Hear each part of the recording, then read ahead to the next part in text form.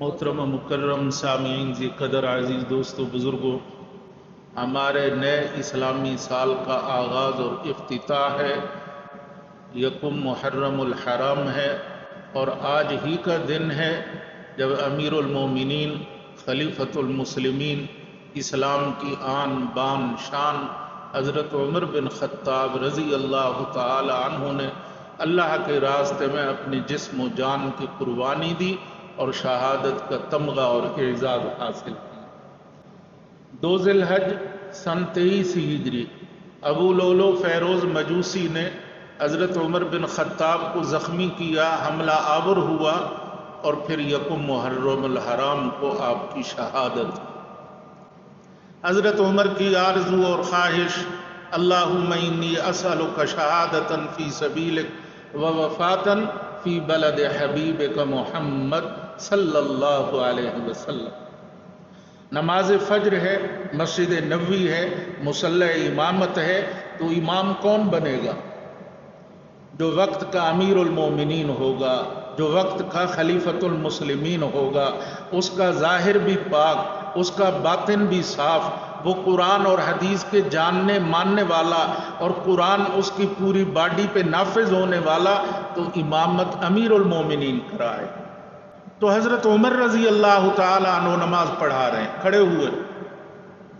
حضرت عمر نے کہا اللہ اکبر۔ وہ ابو لولو فیروز مجوسی وہ موجود تھا، کافی عرصے سے منتظر تھا، زہر آلود خنجر اس نے چھپایا ہوا تھا، صف اول میں موجود تھا۔ اس نے حضرت عمر پہ حملہ کیا، خنجر سے وار کیا۔ عمر نے دوبارہ پڑھا الحمدللہ رب العالمین۔ اس نے پھر خنجر سے وار کیا، عمر نے پھر پڑھا الحمدللہ رب العالمین۔ میں نے تاریخ کے آئینے میں پوچھا، اے امیر المومنین، اے خلیفۃ المسلمین، اسلام تو یہ کہتا ہے اگر تمہاری جان کو خطرہ ہو، اگر پتھراؤ ہو جائے، دشمن تیر اور تلوار سے لیس ہو کر تم پر حملہ آور ہو جائے، تم عبادت چھوڑ سکتے ہو، نماز چھوڑ سکتے ہو، اپنی جان بچا سکتے ہو۔ لیکن عمر منظر عجیب ہے، یہاں خنجر پہ خنجر چل رہا ہے، وار پہ وار ہو رہا ہے، لیکن تم نہ مصلی کو چھوڑتے ہو نہ تلاوت کو چھوڑتے ہو۔ عمر نے کہا لوگوں سنو، قیامت تک کی انسانیت سنے، ہمیں جسم و جان سے پیار نہیں، ہمیں عقیدہ اور ایمان سے پیار ہے۔ یہ ظاہری جسم فانی ہے اور روحانی جسم باقی ہے۔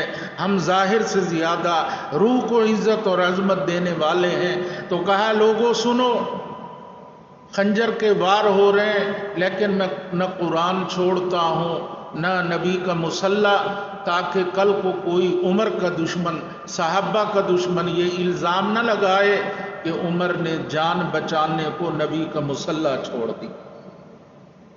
عمر نے کہا لوگوں سنو، جب تک میری جان میں جان ہے، میری لاش یہاں تڑپے گی، میرا خون یہاں بہے گا، جب تک میرے وجود میں قوت و طاقت ہے، میں محمد الرسول اللہ کا مصلی نہیں چھوڑوں گا۔ ہاں جب خون بہہ گیا، عمر نڈھال ہو گئے، نماز پڑھانے سے عاجز ہو گئے، حضرت عمر ادھر واپس پلٹے، پیچھے حضرت عبد الرحمن ابن عوف کھڑے تھے، حضرت عبد الرحمن کو ہاتھ سے پکڑا، اشارہ کیا، اور عبد الرحمن ابن عوف مصلی امامت پر۔ اب امیر المومنین زخمی ہیں، خون نکل رہا ہے، لیکن مسلمان رب کی نماز کی طرف متوجہ ہیں، نماز کو نہیں چھوڑ رہے کہ اللہ اور اس کے رسول اللہ کا حکم یہی ہے، جان بھی رب کی ہے۔ تو کہا رب کے راستے میں جان چلی جائے فرق نہیں، لیکن ایمان پہ کوئی حرف نہیں آنا چاہیے۔ حضرت عبد الرحمن ابن عوف نے جلدی سے مختصر 2 رکعتیں پڑھائیں۔ اب وہ ابو لولو فیروز مجوسی، وہ ظالم، صحابہ کا دشمن، اسلام کا دشمن، مسلمانوں کا دشمن، فی زمانہ یہ غدار مسلمانوں کی صف میں شامل ہوتے ہیں، اس نے حضرت عمر پہ وار کیے۔ اب وہ باہر بھاگ رہا تھا، جا رہا تھا، لیکن مسلمانوں کی صفیں جڑی ہوئی تھیں، بنیان مرصوص، اور ہزاروں کا لشکر اور مجمع تھا، اور قرآن بھی یہی کہہ رہا ہے، پیارے نبی کا فرمان بھی یہی ہے، اقیموا الصفوف سووا صفوفکم، صفوں کو برابر کرو، صفوں کو سیدھا کرو، حاذو بین المناکب، کندھوں کو جوڑ کے کھڑے ہو۔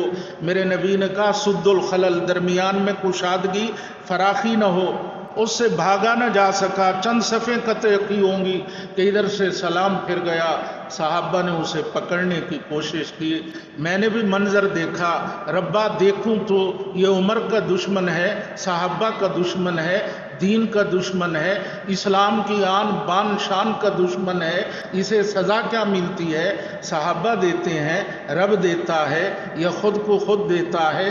تو غیب سے صدا اور ندا آئی، سزا یہ ہے ہاتھ بھی اسی کا، زہر آلود خنجر بھی اسی کا، سینہ بھی اسی کا، اسے موت ملے گی خودکشی کی، اسے حرام موت ملے گی، سزا کا بھی وقت نہیں ہے، توبہ کا بھی فرصت اور مہلت نہیں ملے گی۔ تو جب ابو لولو فیروز مجوسی نے دیکھا صحابہ پکڑنے لگے ہیں، موت سامنے، اس نے وہی خنجر اپنے سینے میں، اور وہ حرام موت مر گیا۔ یہ صحابہ کے دشمن کی سزا 14 صدیاں پہلے متعین۔ اب حضرت عمر پر ایک سکتہ طاری ہوا، قومی کی حالت میں چلے گئے، وجود بے حس ہو گیا، پتہ نہ چلتا تھا کہ عمر زندہ ہے یا شہید ہو چکا۔ کسی نے کہا کہ اگر تم نے دیکھنا ہے عمر میں سکت ہے، زندگی کی رمق ہے، تو عمر کے کانوں میں صدا لگاؤ کہ عمر نماز کا وقت ہو چکا ہے، اگر عمر زندہ ہوگا تو زندگی کا ثبوت دے گا۔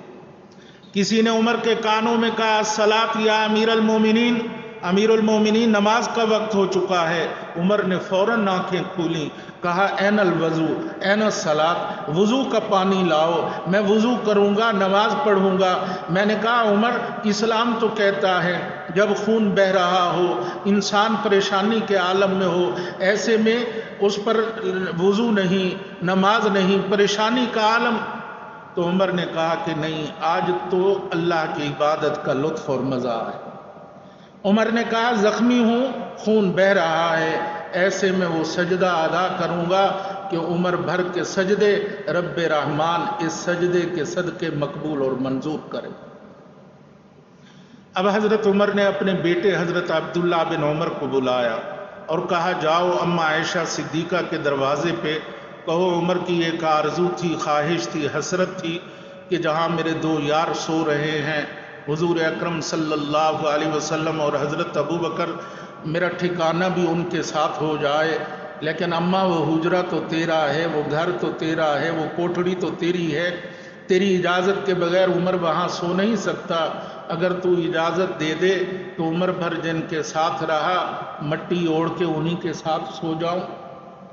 تو عبداللہ بن عمر اماں عائشہ صدیقہ کے دروازے پہ گئے، کہا عمر کی آرزو اور خواہش جو اسلام کی آن بان شان ہے کہ میں اپنے یاروں کے ساتھ دفن ہونا چاہتا ہوں۔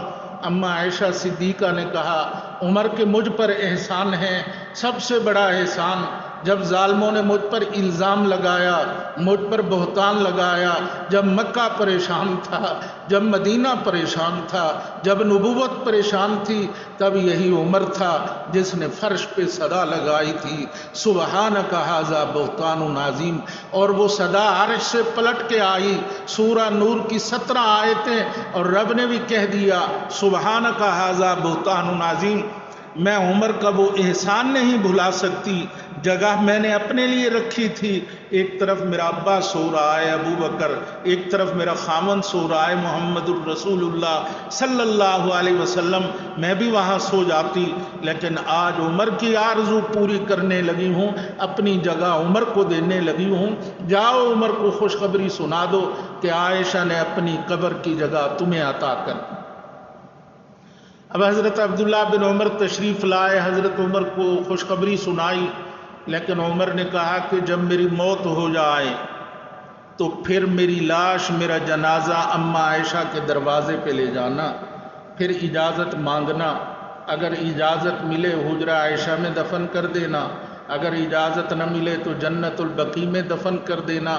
امیر المومنین یہ کیسی بات ہے، اجازت تو مل چکی، لیکن عمر نے کہا کل کو کوئی عمر کا دشمن، صحابہ کا دشمن، اسلام کا دشمن، اہل بیت کا دشمن یہ الزام نہ لگائے عمر قوت والا تھا، عمر طاقت والا تھا، عمر اقتدار والا تھا، جس نے جمہوریت کی اقتداروں کو دیکھا، مارشاء اللہ اور بادشاہوں کو ظلم و ستم کو دیکھا، کہیں اس کے دل میں یہ وسوسہ نہ آ جائے کہ عمر تو بادشاہ تھا، قوت والا تھا، اس نے اپنے جبر، اقتدار اور قوت کے زور پر عائشہ صدیقہ سے حجرہ عائشہ بھی چھین لیا۔ کہا جب میں مر جاؤں، میری شہادت ہو جائے، میری آنکھیں بند ہو جائیں، وفات مستحکم ہو جائے، میری لاش اور جنازے کو اماں عائشہ کے دروازے پہ لے جانا، کیونکہ موت کے بعد تو ساری قوت ختم، طاقت ختم، اقتدار ختم، کہاں ایوب گیا، کہاں ضیاء الحق گیا، مٹی کا ڈھیر بن گیا۔ کہا جب اقتدار ختم ہو تب دوبارہ اجازت لینا، اگر اماں عائشہ شرح صدر سے اجازت دیں تو تب مجھے روضۃ الرسول میں دفن کر۔ حضرت عمر کی شہادت ہو گئی، جنازہ دوبارہ اماں عائشہ کے دروازے پہ لے جایا گیا تو اماں عائشہ کی چیخیں نکل گئیں۔ کہا کہ ماں ابکا علی عمر ابکا علی الاسلام، میں اسلام کو روتی ہوں۔ تو کہا آج یوں لگتا ہے مکہ مدینہ اسلام زخمی ہے۔ تو اماں نے کہا میں نے زندگی میں کل بھی اجازت دی تھی، آج بھی اجازت دیتی ہوں۔ جب اجازت ملی تب حضرت عمر کو روضۃ الرسول میں دفن کیا۔ ابوالکلام نے لکھا ہے کہ 300 سے زائد عورتیں تھیں، بیوہ عورتیں اور یتیم بچے تھے، جو چارپائی کے ارد گرد گر رہے تھے اور کہہ رہے تھے ما مات عمر بل مات ابونا۔ لوگوں آج عمر کا جنازہ نہیں اٹھا، یوں لگتا ہے کہ ہمارے ابا کا جنازہ اٹھ چکا ہے۔ آج ہمارے گھروں میں کھانا کون لائے گا، پانی کون لائے گا، گھروں میں روشنی کون کرے گا، ہماری دیکھ بھال کون کرے گا۔ جب تک عمر زندہ تھا یتیموں کو بھی پرواہ اور فکر نہ تھی، آج عمر شہید ہو چکا ہے تو پوری کائنات میں مکہ اور مدینہ میں اور یتیم بچے اور بیوہ عورتیں وہ بھی رو رو کے پکار رہی ہیں ما مات عمر بل مات ابونا۔ کل قیامت کا دن ہوگا، کسی کی شہادت کی گواہی بدر کا میدان، احد کا میدان، خندق کا میدان، تبوک کا میدان، مکہ اور مدینہ کی وادیاں اور گلیاں دے گی، لیکن عمر تیرے قربان جب تیری شہادت کی گواہی کی باری آئے گی، محمد الرسول اللہ کا منبر و محراب گواہی۔ سب کہہ دو سبحان اللہ، بلند آواز سے کہہ دو سبحان اللہ۔